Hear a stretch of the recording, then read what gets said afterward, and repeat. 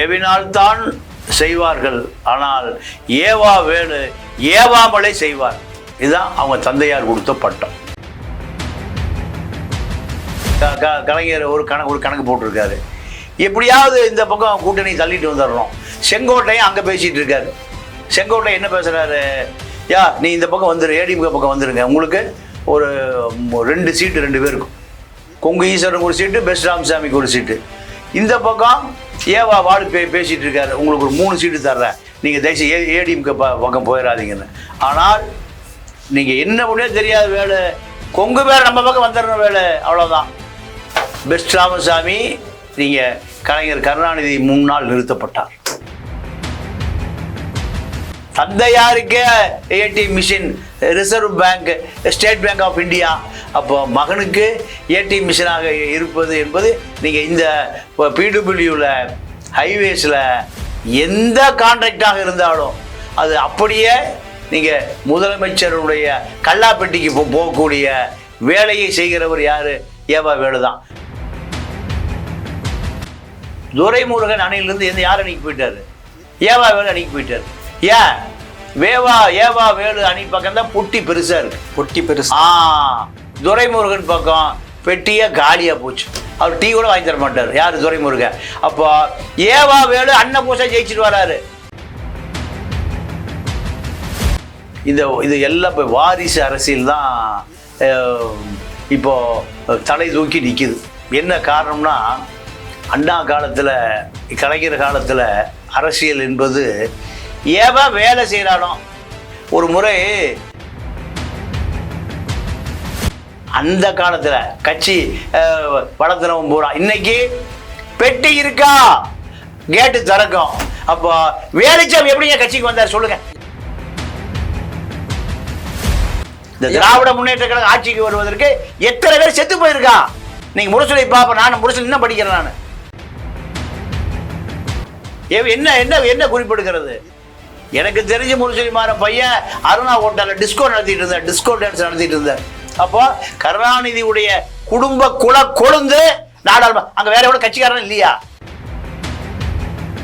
இன்னைக்கு இந்த திமுகவில் ஒரு 29 எம்பி, ஒரு 3 பீரியடில் எடுத்துக்கங்க, 100 எம்பி போயிருக்காங்க. 100 எம்பியில ஏங்க ஒரு வைகோவை காணா?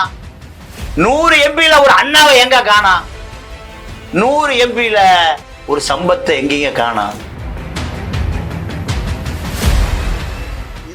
குக்கு செய்தி நேயர்களுக்கு அன்பு வணக்கங்கள். நான் உங்கள் ராஜா. மூத்த பத்திரிகையாளர் திரு தமிழா பாண்டி நம்மோடு இருக்கிறார். வணக்கம் ஐயா. வணக்கம் ஐயா.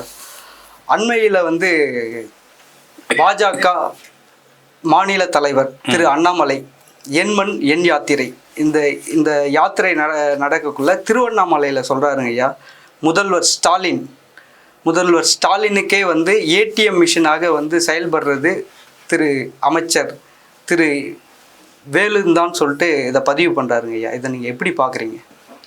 அதாவது ஏவா வேலு இவர் முதலமைச்சரினுடைய ஏடிஎம் மிஷின். இதை தாண்டி அவர் தந்தையாருக்கே இவர் தான் ஏடிஎம் மிஷின். தந்தையார் ஏவினால்தான் செய்வார்கள், ஆனால் ஏவா வேலு ஏவாமலே செய்வார். இதுதான் அவங்க தந்தையார் கொடுத்த பட்டம். அப்போ கலைஞர் எதை நினைக்கிறாரோ, உதாரணத்துக்கு எனக்கு தெரிந்த ஒரு செய்தி, 2011 கொங்கு கட்சி இப்போ இருக்கக்கூடிய ஈஸ்வர, பெஸ்ட் ராமசாமி 2 பேரும் ஜெயலலிதாட்ட போடாமா திமுகட்ட போடாமான்னு ஒரு ஆசிலேஷனில் இருக்காங்க. யார்கிட்ட போனால் சீட்டு அதிகமாக கிடைக்கும், நோட்டு அதிகமாக கிடைக்கும். இதற்காக, ஏன்னா கொங்கு பெல்ட்டில் ஒரு ஆளுமையான இயக்கம் அது, தனியரசு வச்சிருக்காரு. அதே போல் ஈஸ்வரன் இப்போ எம்எல்ஏவும் இருக்கார், எம்பியாகவும் இருக்கார். அப்போ கொங்கு வாக்கை முழுமையாக அள்ள வேண்டும். ஜெயலலிதா ஒரு கணக்கு போட்டிருக்கு, கலைஞர் ஒரு கணக்கு போட்டிருக்காரு, எப்படியாவது இந்த பக்கம் கூட்டணி தள்ளிட்டு வந்துடணும். செங்கோட்டையும் அங்கே பேசிகிட்டு இருக்காரு. செங்கோட்டை என்ன பேசுகிறாரு, யா நீ இந்த பக்கம் வந்துடு, ஏடிஎம்கே பக்கம் வந்துடுங்க, உங்களுக்கு ஒரு 2 சீட்டு 2 பேருக்கும், கொங்கு ஈஸ்வரனுக்கு ஒரு சீட்டு, பெஸ்ட் ராமசாமிக்கு ஒரு சீட்டு. இந்த பக்கம் ஏவா வாழு பேசிகிட்டு இருக்காரு, உங்களுக்கு ஒரு 3 சீட்டு தர்றேன், நீங்கள் தயவுசெய்து ஏடிஎம்கே பக்கம் போயிடாதீங்கன்னு. ஆனால் நீங்கள் என்ன முடியோ தெரியாத வேலை, கொங்கு பேர் நம்ம பக்கம் வந்துடணும் வேலை, அவ்வளோதான். பெஸ்ட் ராமசாமி நீங்கள் கலைஞர் கருணாநிதி முன்னால் நிறுத்தப்பட்டவர். கொங்கு பேரவை உடையுது, 2ஆ உடையுது. இதுக்கு சூத்திரதார் யாரு? ஏவா வேலு. ஏவாமலே தூக்கிட்டு வந்துட்டார் யார? கொங்கு பேரவை பாதிய. ஏன்னா ஜெயலலிதா பக்கம் அதிமுக போலான்னு செங்கோட்டையை பிடிச்சி இழுத்து வச்சிருக்காரு. அவரும் கொங்கு கவுண்டர் யாரு? செங்கோட்டையன். ஆனா ஏவா வேலு என்ன பண்ணிட்டாரு? அவருக்கு கொங்கு பகுதிக்கு சம்மந்தம் இல்லை, அவர் வேலூரை சேர்ந்தவர். அங்கிருந்து என்ன பண்ணிட்டாரு? கொங்கு பேரவை உடைக்கப்பட்டு ஒரு பெஸ்ட் ராமசாமி எங்க வந்து சேர்ந்தாரு? திமுக கூட்டணி. இதுதான் ஏவா வேலு. அப்போ தந்தையாருக்கே ATM machine, reserve bank, state bank of India, அப்போ மகனுக்கு ஏடிஎம் மிஷினாக இருப்பது என்பது நீங்கள் இந்த பிடபிள்யூவில் ஹைவேஸில் எந்த கான்ட்ராக்டாக இருந்தாலும் அது அப்படியே நீங்கள் முதலமைச்சருடைய கல்லாப்பெட்டிக்கு போகக்கூடிய வேலையை செய்கிறவர் யார்? ஏவா வேலு தான். வேலை இதை பார்த்துக்க, முடிஞ்சு போச்சு, அவ்வளோதான். காரணம் என்ன கேட்டிங்கன்னா, கட்சியினுடைய தேர்தல் நிதி இப்போ முழுக்க நீங்கள் 40 நாடாளுமன்ற தொகுதி பாண்டிச்சேரி உட்பட காங்கிரஸுக்கு இவங்க தான் செலவு பண்ணணும், கம்யூனிஸ்டுக்கு இவங்க தான் செலவு பண்ணணும், சிறுத்தை, சிங்கம், புலி எல்லாத்தையும் இவங்க தான் செலவு பண்ணணும். அப்போ ஏது கல்லாப்பெட்டி யார்? ஏடிஎம் மிஷின் யார்? வேலு தான். வேலு பார்த்துக்க, 40 பார்த்துக்க, நீ 20 பார்த்துக்க, நீ 20 பார்த்துக்க, இதுதான். அப்போது வேலுகிட்ட தான் இப்போ எது இருக்குது? ஹைவேஸ் இருக்குது, பிடபிள்யூடி இருக்குது. 2ம் பணம் காய்க்கிற மரங்கள். எடப்பாடி ஹைவேஸ் வச்சதுனால தான் முதலமைச்சர் ஆனார். எடப்பாடி 2011 நெடுஞ்சாலைத்துறை அமைச்சர். அதிமுக ஆட்சிக்கு வந்தபோது நெடுஞ்சாலைத்துறை அமைச்சர். நானே போய் அவர்கிட்ட ஒரு 1/2 மணி நேரம் 1 மணி நேரம் உட்கார்ந்து ஒரு 5000 விளம்பரம் வாங்கிட்டு வருவேன். ஒரு சாதாரண அமைச்சர் தானங்க ஐயா அவரு. எது? ஏவா வேலு. ஏவா வேலு சாதாரண அமைச்சர் அல்ல. அவருடைய தந்தையார் காலத்தில், நீங்கள் 2006-11 காலத்தில் வலுவான அமைச்சர். 2011-21 அதிமுக ஆட்சி. அதிமுக ஆட்சியாக இருந்தாலும் நீங்கள் திமுகவுக்கு செலவு செய்தவர் அவர் தான். உதாரணத்துக்கு துரைமுருகனோட தேவராஜன் ஒரு மாவட்ட செயலாளர், பெரிய ஆளுமை, செலவு பண்ணக்கூடியவர், இப்போ எம்எல்ஏவாக இருக்கார். ஆனால் துரைமுருகன் அணியிலிருந்து யார் அணிக்கு போயிட்டார்? ஏவா வேலு அணிக்கு போயிட்டார். ஏன்? ஏவா வேலு அணி பக்கம் தான் பொட்டி பெருசாக இருக்கு. பொட்டி பெருசு. துரைமுருகன் பக்கம் பெட்டியே காலியாக போச்சு. அவர் டீ கூட வாங்கி தர மாட்டார். யார்? துரைமுருகன். அப்போ ஏவா வேலு அண்ணன் பூசா ஜெயிச்சுட்டு வராரு, எதிரிகளே இல்லாமல் செய்கிறார் அவர் தொகுதியில். நீங்கள் அண்ணாவிடம் அரசியல் பயின்றவர், எம்ஜிஆரிடம் அரசியல் பயின்றவர், கலைஞரிடம் அரசியல் பயின்றவர், இவ்வளவு விஷயம் தெரியும் துரைமுருகன். தேர்தல் நடக்கும்போது 2021 தேர்தல் நடக்கும்போது, ஐயோ நெஞ்சு வலிக்குது, தலை வலிக்குது, என் தொகுதியை நான் தோற்று போயிடுவேன், யாருக்கு ஃபோன் போடுறாரு? முதலமைச்சர் ஸ்டாலினுக்கு ஃபோனை போடுறாரு. அப்போ அவர் முதலமைச்சர் ஆட்சி வந்தவர் தான் முதலமைச்சர். ஃபோனை போட்டு சொல்கிறாரு, என் தொகுதி போயிடுச்சு, காலை மாறிட்டான், கட்சிக்காரன் பூரா ஏமாற்றி விட்டான், ஏவா வேலு குத்திட்டான், தேவராஜ் பல பேர் என்னை குத்திட்டான், முதுகில் குத்திட்டான். நீங்கள் எம்ஜிஆர் இறந்தப்போ நீங்கள் இந்த புகாரி பக்கத்தில் ஒரு சிலை இருந்தது, கலைஞர் சிலை, அதை ஒரு அதிமுக தொண்டை கடப்பாறையில் குத்துவான். அப்போ தான் கலைஞர் கவிதை எழுதினார், இந்த தம்பி நல்ல வேலை நெஞ்சில் தான் குத்துனான், முதுகில் குத்துல, பல பேர் எனக்கு முதுகில் குத்துறான், அதை விட இந்த தம்பி நல்லா வந்தான், நெஞ்சில் தான் குத்துனான் அப்படின்னார். அது மாதிரி துரைமுருகனுடைய லாபியை உடைத்தவர் ஏவா வேலு. துரைமுருகனோட லாபியை உடைத்தவர் ஏவா வேலு. இப்போ நீங்கள் வேலூர், ஜோலார்பேட்டை, எனக்கு தெரிஞ்ச 5 மாவட்டத்துக்கு அமைச்சர் ஏவா வேலு. ஐயா ஒரு மாவட்டம் தானே ஐயா ஒரு அமைச்சர்? ஒரு மாவட்டம் தாங்க. எல்லை 5 மாவட்டத்துக்குள்ள ஏவா வேலு எதை சொல்றாரோ, எனக்கு தெரிஞ்சு கோயம்புத்தூர் மாவட்டம் வரைக்கும் அவருடைய எல்லை நீளுது. கோயம்புத்தூர் மாவட்டத்தில் கோயம்புத்தூர்ல ஏவா வேலு பையனும் மீனா ஜெயச்சந்திரன் 2 பேரும் பெரிய அலுவலகம் போட்டிருக்காங்க. பிடபிள்யூ கான்ட்ராக்ட் வேணுமா, ஹைவேஸ் கான்ட்ராக்ட் வேணுமா, எந்த கான்ட்ராக்ட் வேணும், கோயம்புத்தூர் போங்கய்யா, அங்கே தான் ஏவா வேலுடைய அலுவலகம் இருக்கு. எங்க மீனா ஜெயச்சந்திரன் ஏவா வேலு பையன் கம்பன் கம்பன் கவி பாடுவார். அங்கே போனால் இன்னும் காந்தியை கொண்டு போனால் கவி உடனே வந்துடும். எந்த கான்ட்ராக்ட் ஹைவேஸில் எது பிடபிள்யூ எது எல்லாம் முடிவு செய்யக்கூடிய இடம் இது கோயம்புத்தூர் அலுவலகம். அதனால் அவருடைய எல்லை எங்கே நீங்கள் சென்னை மட்டுமல்ல, வேலூர் மட்டுமல்ல, காட்பாடி மட்டுமல்ல, 5-6 மாவட்டத்தை தாண்டி கோயம்புத்தூர் வரை ஏவா வேலுடைய அதிகார எல்லைக்கு உட்பட்டது. ஐயா, இவர் நினைச்சா யாருக்கு வேணாலும் அப்ப சீட்டு தருவாங்கன்னு சொல்ல வரீங்க? கண்டிப்பா. திருவண்ணாமலை மாவட்டம் சொந்த தொகுதி, தன்னோட பையனை நிறுத்தலான்ற ஒரு சலசலப்பும் வந்து போயின்னு இருக்காது. எப்படி பாக்குறீங்க? இல்ல, அதாவது இது எல்லாம் இப்போ வாரிசு அரசியல் தான் இப்போ தலை தூக்கி நிற்கிது. என்ன காரணம்னா, அண்ணா காலத்தில் கலைஞர் காலத்தில் அரசியல் என்பது ஏவா வேலை செய்கிறானோ. ஒரு முறை நீங்கள் விஐடி விஸ்வநாதன் ஒரு கருத்தரங்கில் பேசும்போது ஒரு கருத்து சொன்னார். நான் நல்லா இளம் வயதிலே அண்ணா என்னை டெல்லிக்கு அனுப்பிச்சாரு. நான் ரொம்ப இளம் வயது, நான் ரொம்ப மெல்லிசாக இருப்பேன். அப்போது டெல்லி பார்லிமெண்ட் ஹாலில் உட்கார்ந்துருந்தேன். மிட்டா மிராசார்கள், பண்ணையார்கள், வட இந்திய பெரிய ஜவான்கள் தான் வருவாங்க. எல்லாம் ஒரு 60-65 வயசில் எல்லாம் கோட்டு கீட்டு போட்டு, தங்க பட்டன் போட்டு, தங்க பல்லு கட்டி, மிகப்பெரிய பண்ணையார் அரசியல் தான் இருக்கும். அப்போ லாபியில் உட்காந்து பேசிகிட்டு இருந்தாங்க ஒரு 5-6 எம்பிக்கள். அப்போ நானும் உட்கார்ந்துருந்தேன். அப்போ இந்தியில் கேட்டாங்க, யார் இந்த பையன் அப்படின்னு. ஒருவர் பதவி போய், பையன் இல்லை, இவர் எம்பி அப்படின்னாங்க. எம்பியா? எந்த கட்சி? அண்ணாதுரைன்னு ஒருத்தர் இருந்தார்ல, அவர் கட்சி. அப்போ நாடாளுமன்ற உறுப்பினர் ஆவதற்கு என்ன தகுதி வேணும்னா, அண்ணா காலத்தில் சிறந்த சிந்தனையாளனாக இருக்கணும், சிறந்த பேச்சாளனாக இருக்கணும், கட்சிக்காரனை கட்டியணைக்கக்கூடிய கட்டிடமாக இருக்கணும். ஒவ்வொரு செங்கலாக உருவாக்கப்பட்டதான் அண்ணாவால் திமுக. நீங்கள் பார்லிமெண்ட்டில் அண்ணாவுடைய உரையை நீங்கள் நேரு குறிப்பிடுத்து கொண்டு இருப்பார். இப்போ பேசுகிற யாராவது உரையை யாராவது குறிப்பிடுப்பாங்களா? என்ன காரணம்னா, கடலூர் ரமேஷ்குமார் ஒரு நாடாளுமன்ற உறுப்பினர், நீங்கள் முந்திரி எக்ஸ்போர்ட்டர், அவர் எப்போயா கட்சிக்கு சேர்ந்தார், எப்போ உறுப்பினர் அட்டை வாங்கினார், எப்போ கரும்பு சேப்ப கொள்கை தெரியும், அண்ணாவை தெரியுமா, பெரியாரை தெரியுமா? ரமேஷ்குமாருக்கு காசை கொடுத்தாரு, முந்திரியை விற்றாரு, எம்பி ஆயிட்டார். கடைசியா முந்திரி தொழிலாளியை அடிச்சே கொண்டாரு, ஜெயிலுக்கு போனாரு. இப்போ கட்சியா என்ன ஆனாலும் தெரியல. ஐயா, கடையில் விற்கிற மாதிரி சொல்கிறீங்களே ஐயா, ஒரு எம்பி சீட்டு காசை கொடுத்தாரு, எம்பி ஆகிட்டாருன்னு சொல்கிறீங்களே ஐயா. திண்டுக்கல்ல வேலுச்சாமின்னு ஒருத்தர், அவருக்கு ஆந்திராவில் 200 கந்துவட்டி கடை இருக்குது, கர்நாடகாவில் 200 கந்துவட்டி கடை இருக்குது. அவர் எம்பி ஆகணும்னு ஆசை. நேராக பொட்டியோடு இவரை பார்த்தார், இப்போ உணவு அமைச்சர் சக்கரபாணியை பார்த்தார், என்ன எம்பி ஆகணும். நேராக போய் பெரியசாமி பார்த்தாரு. 2 பேர் நேராக சென்னை கூப்பிட்டு வந்தாங்க. அவர் போன தேர்தலில் வேட்பாளர். அந்த கட்சியில் எத்தனை நாள் முன்னாடி இருந்தார் யாராவது சொல்ல முடியுமா?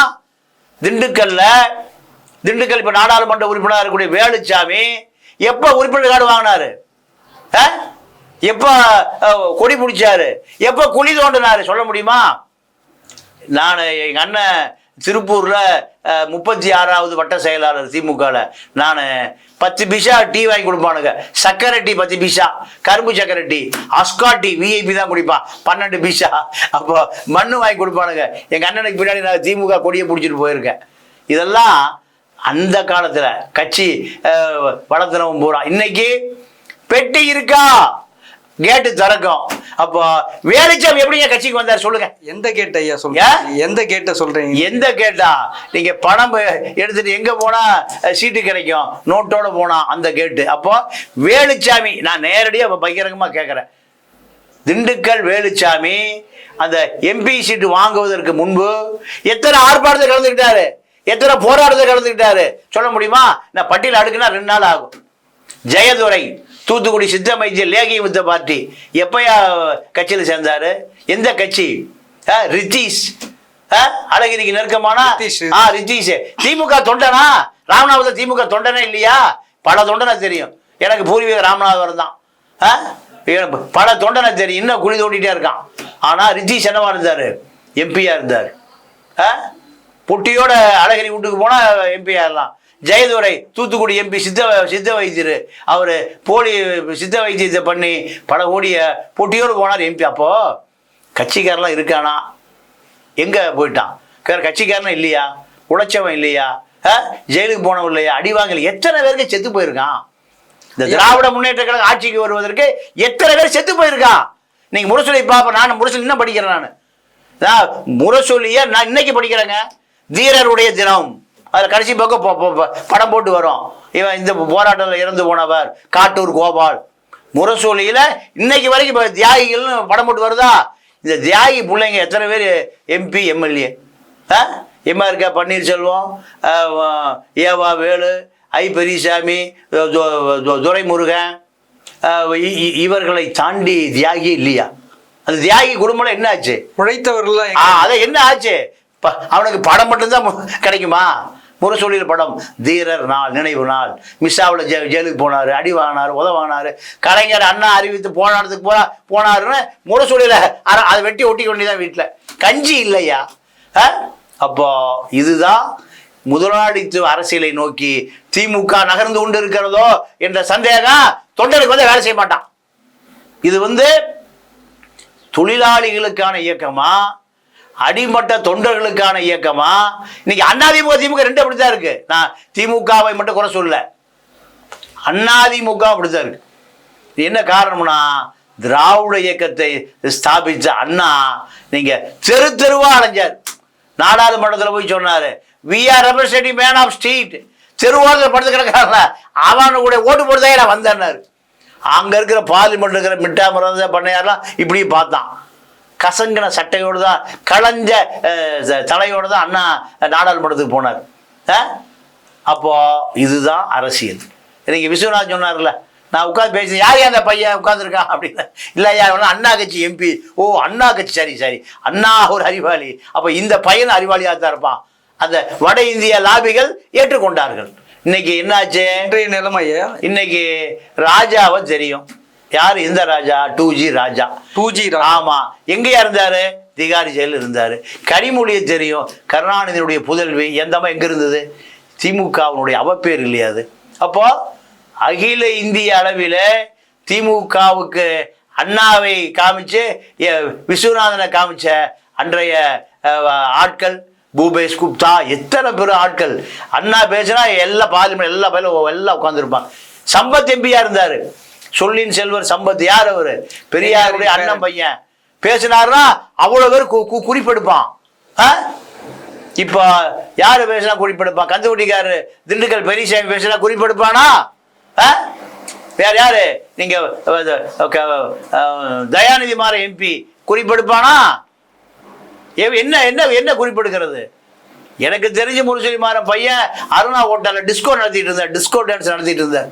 அப்போ கருணாநிதியுடைய குடும்ப கொழுந்து நாடாளுமன்ற, அங்க வேற எவ்வளவு கட்சிக்காரன் இல்லையா? தென் சென்னை, வட சென்னை, மத்திய சென்னையில குளிதோண்டிய பழைய கட்சிக்காரன் இல்லையா? எத்தனை பேர் முரசொலியில் படம் வருது?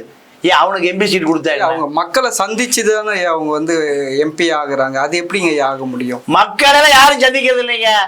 எங்கேயோ தூங்கிட்டு இருக்கானல்ல ராமசாமி கந்தசாமி, பொட்டி வச்சிருக்கானல்ல, அவனை திமுக வேட்பாளர்னு சொல்லிட்டா உதயசிறிசன் ஓட்டு போட்டுருவோம். நான் காங்கிரஸில் எனக்கு ரொம்ப பாதித்த ஒரு விஷயம் என்னென்னா, பிரபுன்னு ஒருத்தர் இருந்தார், ராஜீவ் காந்தியோட கிளாஸ்மேட். அவர் பெரிய மில் ஓனர் கோயம்புத்தூரில், பெரிய ஒரு 10, 20, 30 மில்லுக்கு ஓனர். அவருக்கு வருஷம் சீட்டு கொடுப்பாங்க. பிரபு அவர் காரணம் கை சேர்ந்த எல்லாம் ஓட்டு போட்டுருவான். அவர் யாராவது பார்த்துருப்பானா? பார்த்தே இருக்க முடியாது. காரணம் கோடீஸ்வர கோமான். அப்போ காங்கிரஸ் கட்சியே கோடீஸ்வர கோமான் கட்சி தான். பண்ணையார் பட்டு வேட்டி பட்டு சட்டையோட பாராளுமன்றத்துக்கு போவக்கூடிய கட்சியாக தான் இருந்தது. கம்யூனிஸ்டுகள் என்பவன் நீங்கள் தொழிலாளர்களுடைய பார்வதி கிருஷ்ணன் இருந்தாங்க, அந்த அம்மா எம்பியாக இருந்தாங்க, இப்படி பல பேர் இருந்திருக்காங்க. எல்லாமே சாகிற வரைக்கும் சோசியலிஸ்டுகளாக கம்யூனிஸ்டுகளாக இருந்து செத்து போயிட்டான். அந்த அடையாள கம்யூனிஸ்டுகளுக்கு திருப்பி நீங்கள் திராவிட முன்னேற்ற கழகத்துக்கு தான். நீங்கள் அண்ணா காலத்தையும் சம்பத்து காலத்தையும் நாஞ்சில் மனோகரன் காலத்தையும் வரலாறு பொன் எழுத்துக்களால் பொறித்து வைக்க வேண்டும். நாஞ்சில் மனோகரன் ஒரு பெரிய பார்லிமெண்டேரியன். அதற்கு பிறகு நீங்கள் வைகோவை ஒத்துக்கலாம். திமுகவினுடைய ஒரு நல் முத்து வைகோ. மிஸ்டர் ராஜீவ் காந்தி இலங்கை தமிழ் பிரச்சனை பேசிட்டு இருக்க, எங்கேயா போற? பதில் சொல்லிட்டு போனார். திரும்பி வந்து பதில் சொன்னதெல்லாம் வரலாறு. இன்னைக்கு இந்த திமுகவில் ஒரு 29 எம்பி ஒரு இப்போ 3 பீரியடில் எடுத்துக்கங்க 100 எம்பி போயிருக்காங்க. 100 எம்பியில் ஏங்க ஒரு வைகோவை காணா? 100 எம்பியில் ஒரு அண்ணாவை எங்க காணா? 100 எம்பியில் ஒரு சம்பத்தை எங்கேங்க காணா? அப்போ ஒரு ஏழை எளிய மக்களினுடைய பிரதிநிதியாக தான் டெல்லி போகிறது. இந்த கார்பரேட் முதலாளிகளுடைய ஏஜெண்டாவை டெல்லி போகிறது. ஜெகத் ரட்சகர் ஒரு எம்பி 26,000 கோடி. டிஆர் பாலு ஒரு எம்பி, கப்பல் கம்பெனி அதிபர். இதெல்லாம் மக்கள் கப்பல் கம்பெனிக்கு அதிபர். கப்பலை ஓடுதுங்க, கடல்ல ஓடுதுங்க, மவுண்ட் ரோட்ல ஓடும். எத்தனை கப்பல் வச்சிருக்காரு அவரு? அப்போ கப்பல் ஓட்டுவதற்கும் இலங்கையில பெட்ரோலியம் ப்ராடக்ட் விற்கிறதுக்கு 26,000 கோடி ரூபாய் சிங்கப்பூர் பதிவு செய்யப்பட்ட ஒரு செல் கம்பெனியினுடைய அதிபர் தான் ஜெகத் ரட்சகன். இவர்கள் எல்லாம் கல்வி தந்தைங்க. ஜெகத் ரட்சகன் கல்வி தந்தை. ஆமா, கல்வி தந்தை தான், இல்லைன்னு சொல்ல. இப்ப கல்வி தந்தை மக எல்லா கல்வியும் புடுங்கிட்டு விரட்டி விட்டு அக்காடு ஊர்ல தங்கிட்டு இருக்காரு. எனக்கு போன வாரம் செய்தி. கல்வி தந்தை நிலைமை பார்த்தீங்களா? என்ன சொத்து தகராறு, என்ன தகராறு? சொத்து தகராறு. பலாயிரம் கோடி வந்தா அப்பா மக அக்கா தங்கச்சி எல்லாம் போயிடும். எது வரும்? சொத்து தான் வரும். அதுதான் இப்போ கல்வி தந்தையுடைய நிலைமை. அக்காடு ஹோட்டல் இட்லி சாப்பிட்டுட்டு அக்காடு ஹோட்டல் படுத்து கிடக்கிறதாக எனக்கு செய்தி. அப்போ இவர்கள் எல்லாம் தான் திமுகவினுடைய அடையாளங்கள். அப்போ எப்படி திமுக கொள்கை ரீதியாக மக்கள்கிட்ட போய் சேரும்? அப்போ அடுத்து உங்களுக்கு வில்லனா பல பேர் வந்துட்டான். யாரு? விஜயகாந்த் இருக்கிற போது நீங்கள் கலைஞர் இப்படி யார் வீட்டுக்கு வருவானான்னு பார்த்தார். ரஜினி கொள்கையை நீங்கள் மக்களுக்கு சொல்லி கொடுத்தீங்கன்னா எவனுமே இருந்திருக்க முடியாது. திமுகவை தவிர எந்த கட்சி இருந்திருக்க முடியாதுங்க. அண்ணா எப்படி இந்த கொள்கையை மக்களுக்கு சொல்லி கொடுத்தாரோ தெருவா அலைஞ்சு ஆட்சிக்கு வந்தோடனே அவர் அகால மரணம் அடைந்த காரணம் உழைப்பு. ஒவ்வொரு நாளும் அந்த ராத்திரி சிந்தனை. அப்ப அந்த உழைப்பு திமுக இன்னைக்கு வரைக்கும் செஞ்சதுன்னா எவனும் கட்சியை நடத்த முடியாது. அதிமுக இருக்காது, தேமுதிக இருக்காது, இன்னைக்கு இருக்கக்கூடிய விஜய் உட்பட எவனும் இருக்க மாட்டான். எத்தனை கட்சி தெருவில் போனவெல்லாம் கட்சி ஆரம்பிக்கிறான். சிவாஜி ரைட்டு ஒரு நடிகர் எடுத்துக்கலாம். இப்போ மன்சூர் அலிகா ஒரு கட்சி ஆரம்பிச்சிருக்காரு. விஷால் ஒரு கட்சி, தளபதி விஜய் ஒரு கட்சி, அடுத்து பார்த்தா நீங்க பாக்யராஜ் கட்சிக்கு ஏற கட்டிட்டாரு, கமலஹாசன் கட்சி. ஏண்டா இது என்ன, இது நாடா? எல்லாம் 1 கோடி ரூபாய், சாரி 100 கோடி 200 கோடி வசூல் பண்றதுக்கு ஒரு கட்சியா? கட்சி என்பது நீங்க காங்கிரஸை ஒழிக்கிறதுக்காக ஒவ்வொரு தொண்டனும் கன்னியாகுமரியிலிருந்து சென்னை வரைக்கும் மிகப்பெரிய திராவிட இயக்க வரலாறு என்பது காங்கிரஸ் கட்சி ஓட விட்ட வரலாறு. இன்றைய வரைக்கும் பெரியாரை பின்பற்ற கட்சி தானங்க ஐயா திமுக. பெரியாரை ஒழித்த கட்சி திமுக. என்னங்க ஐயா? ஆமா, சொல்லுங்க. இல்ல, அதாவது பெரியாரை நீ அந்த இளைஞனுக்கு சொல்லி கொடுத்தீங்கன்னா அண்ணாமலை ஏதுங்க? அண்ணாமலை ஏது? பெரியாரை சொல்லி கொடுத்தியா? பெரியாரை சொல்லி கொடுக்காம யாரை சொல்லி கொடுத்த? சினிமாக்காரனை சொல்லி கொடுத்தனுடைய விளைவு அண்ணாமலை என்ன பண்றான்? பெரியார் யாரியா? 2 சிறுநீரகமும் செயல் இழந்து மூத்திர சட்டியை வச்சுட்டு பரம்பரை கோடீஸ்வரர் அவங்க அப்ப வெங்கடசாமி நாயக்கன். பல அந்த காலத்துல வெள்ளக்கார காலத்திலேயே 2 லட்சம் ரூபாய் வருமான வரி கட்டினவன். எவ்வளவு? 200 கோடி. அப்போ அந்த ஆளு பையன் என்ன கொடநாடு சொத்து வாங்கணுமா? இல்லை ஏதாவது சிறுதாவூர்ல பங்களா கட்டணுமா? இல்லை ஏதாவது ரெட் ஜெயினி சினிமா கம்பெனி வைக்கணுமா? எதுக்கே வந்து அந்த ஆளு?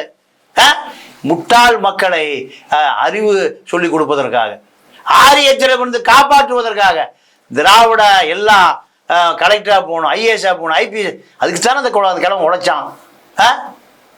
2 கிட்னியும் போச்சியா? மூத்திர சட்டியோட நிற்கணும். அப்படி தலைவனை கண்டுபிடிக்க முடியுமா? அவன் உழைப்ப எல்லாம் காசு பண்றீங்க. அவருடைய உழைப்பை பூரா என்ன ஆகுது? 500 கோடி 1000 கோடி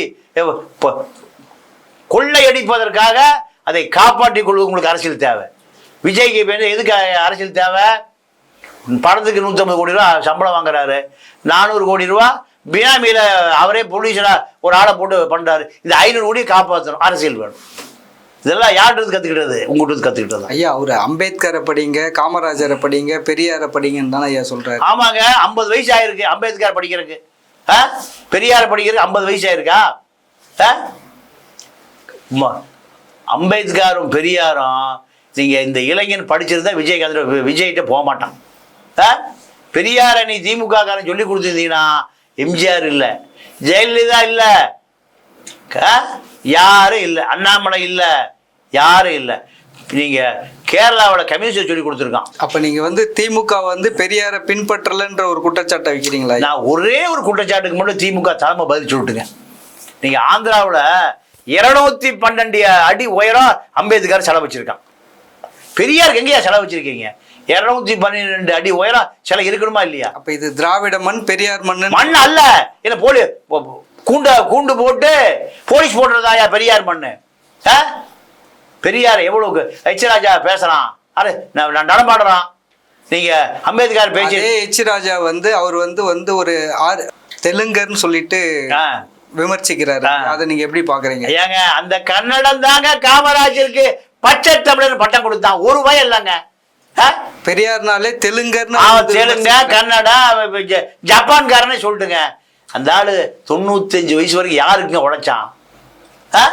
ஆந்திராவுக்கு உழைச்சானா, ஐரோப்பாவுக்கு உழைச்சானா, பஞ்சாபுக்கு உழைச்சானா? யாருக்கு உழைச்சான்? 2 கிட்னி, லிவர் எல்லாம், நுரையீரல் எல்லாம் போச்சுங்க. எதுக்கு உழைச்சா? கொடநாடு எஸ்டேட்டுக்கா? எதுக்கு உழைச்சான்? இல்ல ஆந்திரால இடம் வாங்கி போடுறது, திராட்சை தோட்டத்துக்கா? அதனால உழைச்சான். அவனுடைய சமாதியே ரத்தம் சத எல்லாம் இந்த மக்களுக்கு தாங்க உழைச்சான்.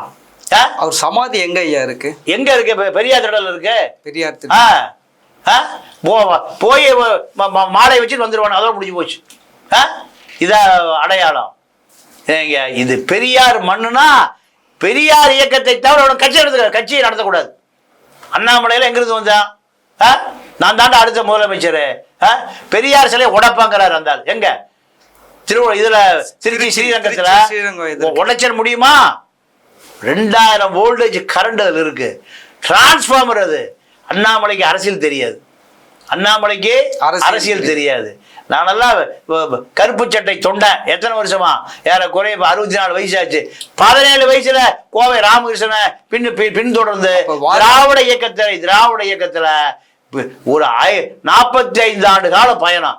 எத்தனை தியாகமான ஆட்களை பார்த்துருக்கேன். எஸ்டி விவேகி, சங்கமி நடராஜன், காட்டு மலர்கள், எத்தனை பேர் இந்த இயக்கத்துக்கு பெரியார் சொல்லி கருப்பு மெழுகுவத்தி இன்னைக்கு வாழ்ந்துட்டு இருக்க கோவை ராமகிருஷ்ணன், குளத்தூர் மணி, 3 முதலமைச்சர் கொடுத்தாலும் சரிப்படுத்த முடியுமா? எத்தனை பொட்டா தட்டா? எதுக்காக? கொடநாடு எஸ்டேட்டா? இல்லை சிறுதாவூர் பங்களாவா? ரெட் ஜாயிண்டா? அவன் தாண்டா பெரியார் தொண்டை. அவர்களுக்கு எந்த அங்கீகாரம் இல்லை ஐயா. அப்போ வாரிசு அரசியல் இல்லாமல் இது மாதிரி தொண்டர்கள், இது மாதிரி போராட்ட களத்தில் இருக்கிறவங்களுக்கு இந்த எம்பி சீட்டோ இல்லை எம்எல்ஏ சீட்டோ கொடுத்தா இது வந்து சாத்தியப்படும் நீங்கள் நம்புறீங்களா? ஏங்க அரசியல் என்பது கம்யூனிஸ்ட் கட்சியில் போய் காசு போய் சீட்டு வாங்க போங்களேன் பார்ப்போம். இப்போ 4 சீட்டு இருக்குது, 2 சீட்டு சிபிஐ, 2 சீட்டு சிபிஎம் இருக்குது. பொட்டி தரம் போய் சீட்டு வாங்க. அப்படியும் ஒருத்தர் எம்எல்ஏ வந்தார், அது வேறு விஷயம். தாப்பாண்டிற்கு வேண்டிய ஒருத்தர் ராமச்சந்திரன் வந்து அது வேறு விஷயம். ஆனாலுமே அந்த கம்யூனிஸ்டே சிக்கி சின்னாபனமே சீரழிஞ்சு போச்சு. அரசியல் என்பது அடிமட்ட தொண்டனுக்கான அரசியலே தவிர இப்போ திமுக எப்படி ஆகிப்போச்சு? கார்பரேட் ஆகிப்போச்சு. எல்லாம் துறைமுக ஊரில் எலெக்ஷன் முந்தி பார்த்தா கட்டுக்கட்டாக போனான், மூட்டையாக போனான். ஏதியா மக்களுக்கு கொடுக்குறது? காசு கொடுத்து ஓட்டு வாங்குற அளவுக்கு திமுக வந்துருச்சுன்னா பெரியாரும் அண்ணாவும் இதா நோக்கம், இதா லட்சியம். அந்த நோக்கம், அந்த லட்சியம் சிதைந்து சின்னாபின்னமாகி சிக்கி சீரழிந்து போனுடைய விளைவு தான் நீங்கள் தளபதி விஜய்கிட்ட அரசியல் கற்றுக்கிட்டு இருக்கீங்க. விஜயகாந்த்கிட்ட எவ்வளோ நாள் கற்றுங்க, ரஜினிகிட்ட கற்றுக்கிட்டீங்க. அதனால் அரசியல் என்பது சித்தாந்த ரீதியாக நீங்கள் அந்த இளைஞனை நீங்கள் அரசியல் போய் சேரவில்லை என்றால் உங்களுக்கு போட்டி விஜய்க்கு தான் பதில் சொல்லணும். வரும் 2024 பாராளுமன்றம் சார்ந்து பல கேள்விகளுக்கு பதில் அளித்ததுக்கு நன்றிங்க. நன்றி, வணக்கம்.